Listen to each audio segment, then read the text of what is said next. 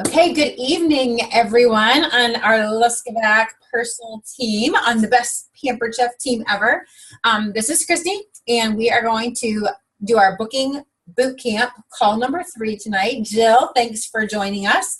And tonight we're really going to focus mainly on theme parties. Not necessarily just theme parties like Italian night or fajitas and margaritas, but just what is it that we really have to offer.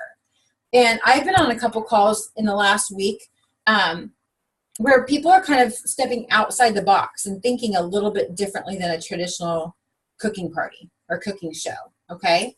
So we're going to kind of brainstorm a little bit. So Jill, since it's just me and you, it's just me and you. So get those juices flowing. Okay, so at one of our local meetings, Jill, and I know we've posted this before, and I need to make sure because this is just one of those folders, and you can use just a regular folder with brads in it and sheet protectors. In fact, at our meeting, that's what we had. We just had those 2-pocket pronged folders that you can get at Walmart, and then we had everybody put like 4 or 5 sheet protectors in it. This just happens to be one I've had for a while that I picked up at the store a while ago. So my front pocket, I just stuck the catalog in it, okay? And then in the sheet protectors, we had things like various themes. And these are pictures from the marketing imagery on Consultants Corner. I know in calls before we've seen that. If you go up, I think it's under training and resources. And then at the bottom, it's marketing imagery.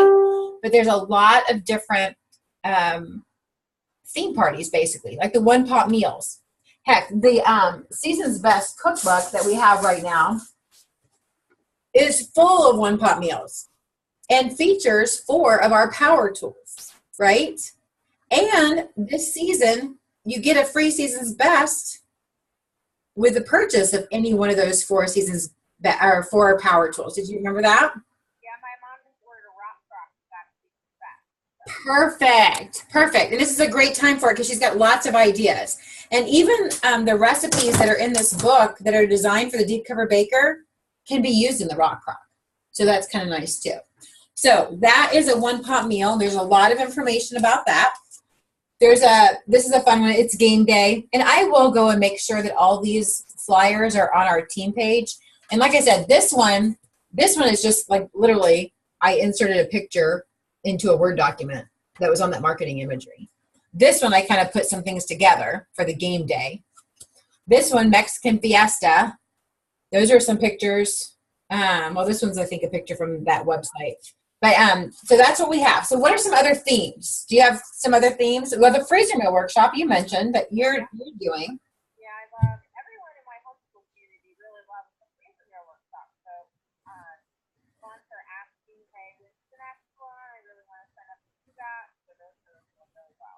Good. And you mentioned your homeschool group.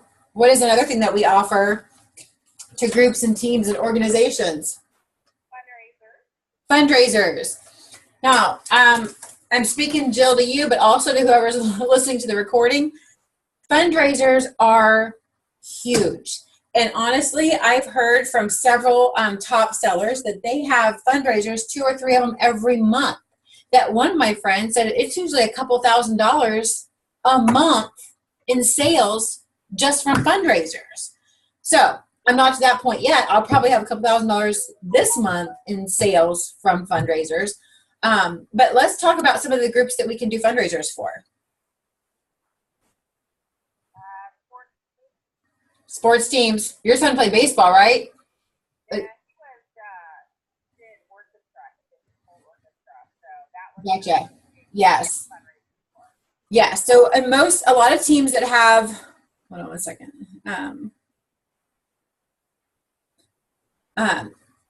Sorry, my other son's getting picked up from soccer, and one of the moms has a question. So, orchestra, band, the choruses that are in most high schools that are, a lot of them travel. Soccer teams, baseball teams, a lot of them travel. Football teams, fundraisers out the wazoo. There's a lot of team meals that are provided by the football booster. Cheer teams, gymnastics teams, The most recent one I just got was a high school gymnastics team. And here's the thing. A lot of times at the elementary level, schools will do like a school-wide fundraiser, you know, like the entertainment books or the major saver cards, right? But in the high school level, it's the individual teams or groups.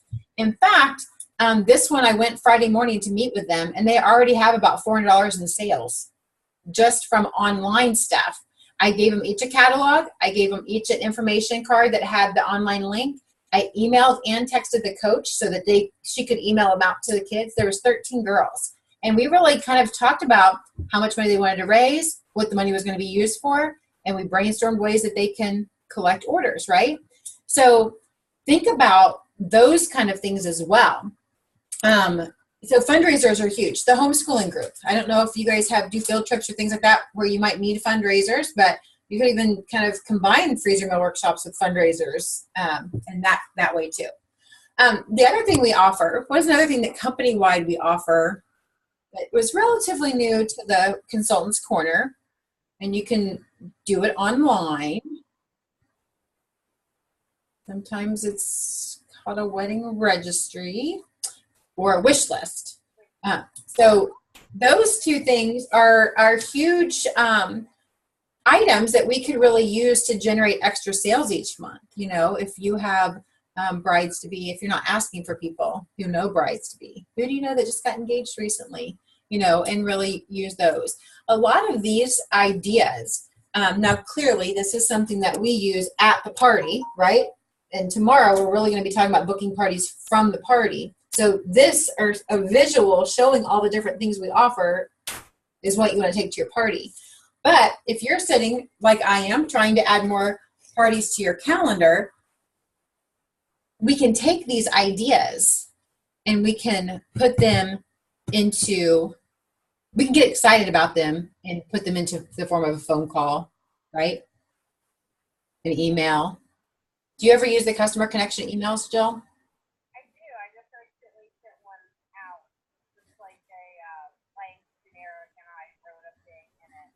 Perfect. Perfect. Yeah, because there's ones that you can just put out with a theme, you know, like for October host or November host, or sometimes it's just maybe a one-pot meal one.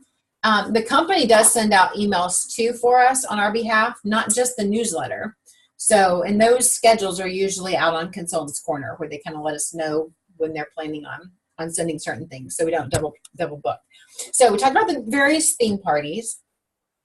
Now, it's important too, if you do like a Mexican fiesta, or if you're doing a night in Italy, that when you pick your recipe, you're going to pick a recipe that uses at least one power tool. And on the one pot meals, you know, you're going to use a power tool, but what are some other power tools that can go along with like your rock crock or your deep cover baker or your all-purpose pot? I use the manual food processor a lot. Manual food processor is a huge one. Veggie spiralizer. So something that you're going to use to process or help prepare what's going to go in that power tool. So perfect. And even if you're not grilling the chicken, like I did a party last night and we did the hearty chicken quesadilla soup in the rock crock, which was very, very good. And I just went ahead because it was one pot meal idea, and I cooked the chicken in the microwave first, showed the broth and how juicy it was, cut it up with the salad choppers, right? But I talked about the grill pan, even though we didn't use it that night. So you can still pull in.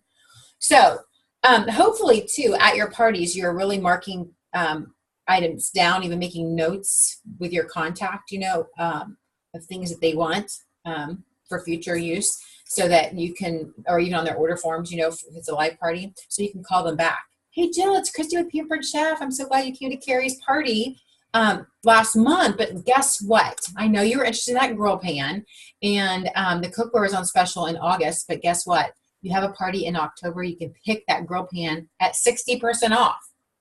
So you can get that $250 set for $100. Do you want to know more, or can I share more, right?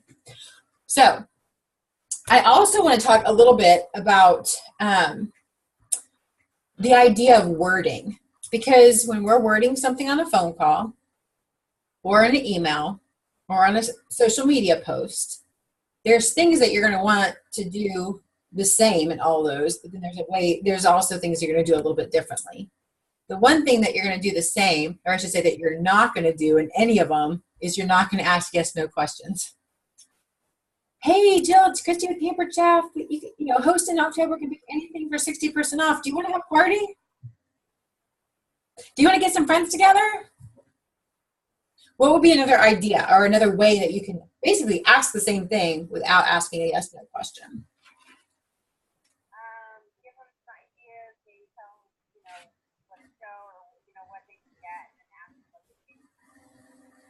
Ask them something. Like, what could you ask them? Like, if you're talking about Mexican Fiesta or Taste of Italy or game day, you might say,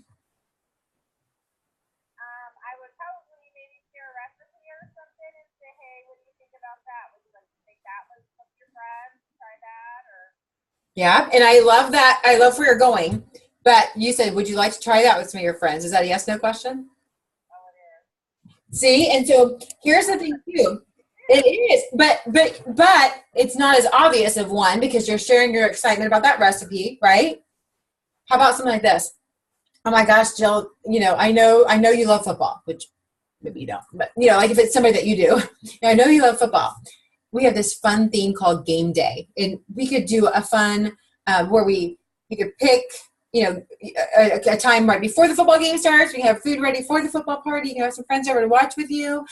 There's also an Italian night. I know you like Italian food too. So what do you think your friends would like best, Italian night or game day?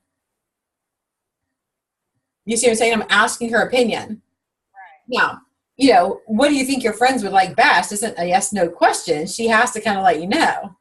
And then if she lets you know, I think they'd really like that game day. Oh my gosh, that's awesome. So guess what? Next Sunday is, you have to figure out what the Bengals schedule is, if you have a game day person. I know here the Chiefs play on Thursday night. So this coming Sunday, there's not a game.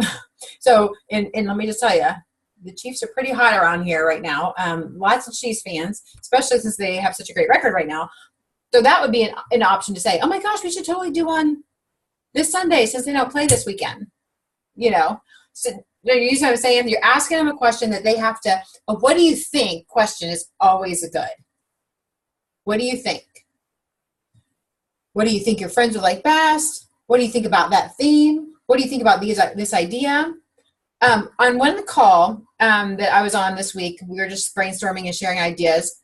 One gal took the one pot meals theme a little different direction. So what she did is instead of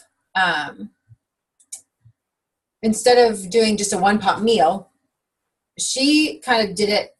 It was kind of like a combination of a one pot meal party and a freezer meal workshop. So she's doing some of the training on meal planning and prepping, but not all the work necessarily of a freezer meal workshop. Now, I know you have your system down. You have a core group of people that are coming back and doing it like as a repeat, which is awesome. But this friend of mine, Lisa, she did it where she promoted it as a class. She promoted it as a meal planning class. So come and let me show you a fantastic, actually I think she demoed 2 recipes that could each be done in about 15 minutes. But she also did some training on basically basic meal prep. She had some information that she gave them. She did share some pictures of it. I haven't actually made documents or anything yet, and I will definitely share those when I make them. But the idea is people are going to leave with 12 recipes. She prints them out and gives them to them. I probably would email them or put them on the event page, where they could print them themselves. She also had a grocery list, and on this grocery list, she had staples. She said, this is your permanent grocery list. These are things that you should have in your pantry, in your refrigerator, and in your freezer at all times. And she took it from the perspective of how many of you guys get so frustrated with dinner time because you think, oh, I'll make this, and then you go reach for one key ingredient and it's not there. You have to make that trip to the store, which usually, I can tell by the look on your face, usually that trip to the store is not just for the $1.39 can of beans or can of diced tomatoes, but you end up spending about $30 or $40 on other things that you see on the way to that ingredient that you're missing and on the way back, right? So she promoted it as a way, let me teach you guys, you're going to feel so empowered when you leave. And the idea here is you're calling it a class and not necessarily a party. There's nothing wrong with a party, right?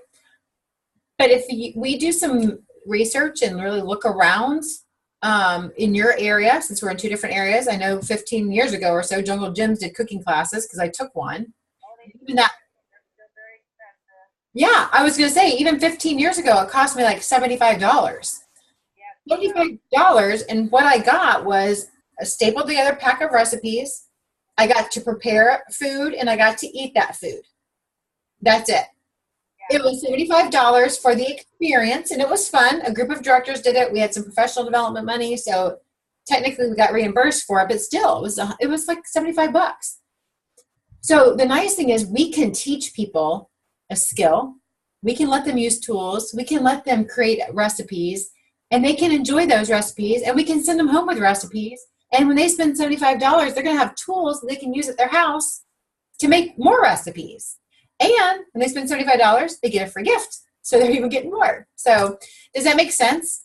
So I kind of wanted to mention those things because we have a great, in that marketing imagery section in the party packs, there is a new party pack right now that just came out this week, a DIY like holiday gifts. And I've just seen one little picture of it. I can't wait to kind of dig in and play around with it a little bit more. But that's a class. That's a class that you could offer and let people know what we have to offer and how we can help them save money in the long run. So does that make sense? Okay. So we talked about phone calls actually a little bit on Saturday's call. I just want to basically, and really right now it's 8:30 your time. So we literally have about 30 minutes. We could still be on the phone or, heck, an hour or more that you can be Facebook messaging if you have people to Facebook message. The important thing on each one is if you're doing a text, short and sweet. Oh my gosh, Jill, how are you enjoying your products you got at Stacy's party? And then once you get a feedback from them, oh my gosh, I would love to tell you about 2 classes we're offering this fall. One, is, and you can share. One is a DIY gift class, and one is a, time-saving meal prep class. So those kind of things to get those interactions going. On the phone calls and on the emails and on the texts, don't ever ask yes, no questions. It's really important to kind of plan what you're going to say before you say it. Because just in our example, you were phrasing it different and you were involved, including some of the things that you had talked about with the recipe, but then the question still came out kind of yes, no. And I can't tell you how many times I'm on the phone and I'm like, oh, yes, no question. In the past, not so much lately because I'm such a stickler for it now because anything that we can keep that dialogue going. And yes, no questions, what it does is it ends the dialogue right then with that yes, no question. And if they answer with just a yes or a no, then there's not really anywhere else to go with it. But when you give them what do you think about that? What do you think your friends would enjoy more? And they answer that question, then it leads you to more conversation. Make sense? Yeah. Any questions, any thoughts that you have, any questions that came up like from what we were just talking about?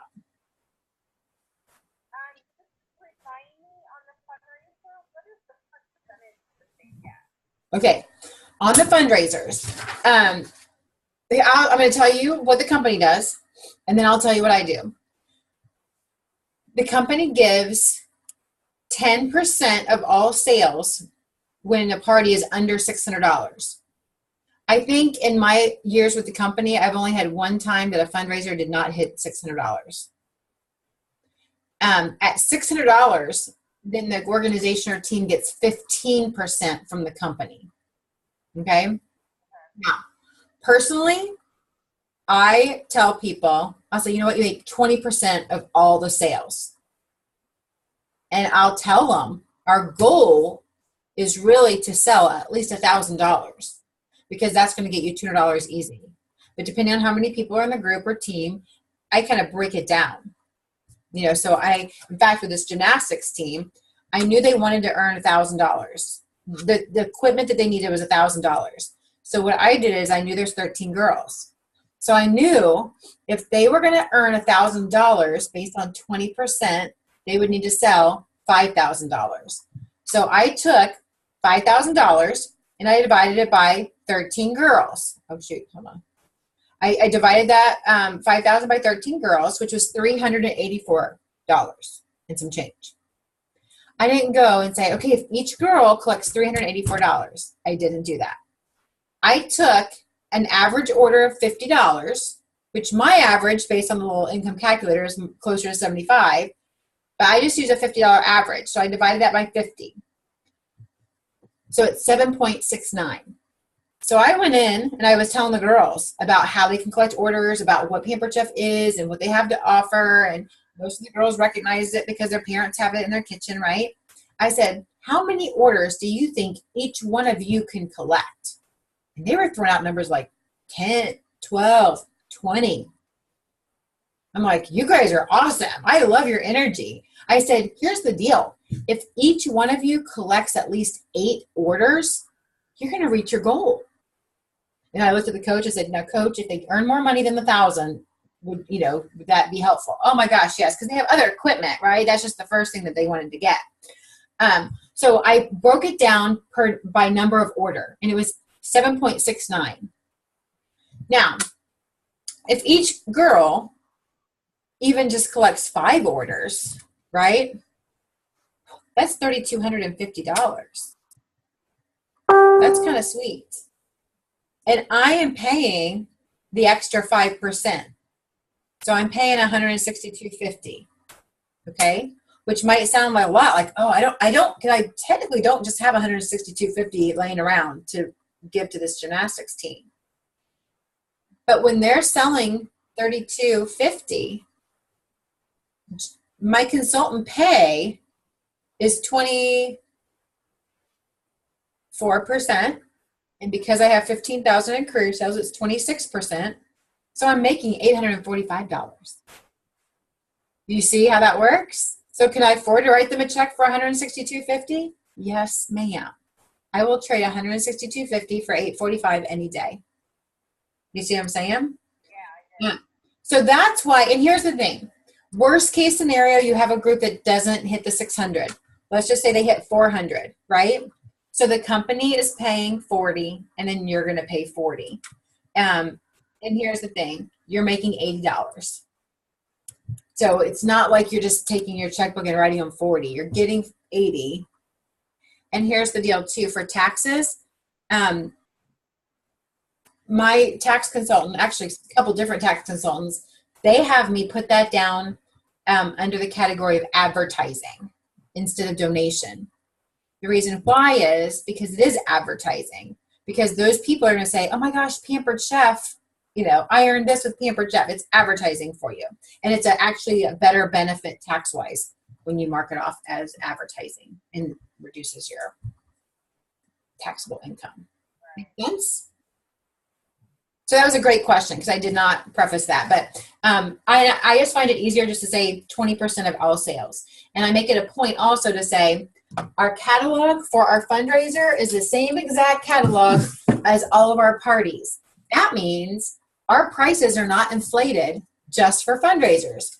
Because let me just tell you, when you buy cookie dough or candy bars from those teams, you're paying an inflated price for those items. And that's why you can get a 50% return because they've marked up the prices, right? Okay, well, I wish you all success as you're sharing all these amazing opportunities that we have to offer teams and organizations and brides and just people that want to have their wish lists going. So I'm excited to see where this goes.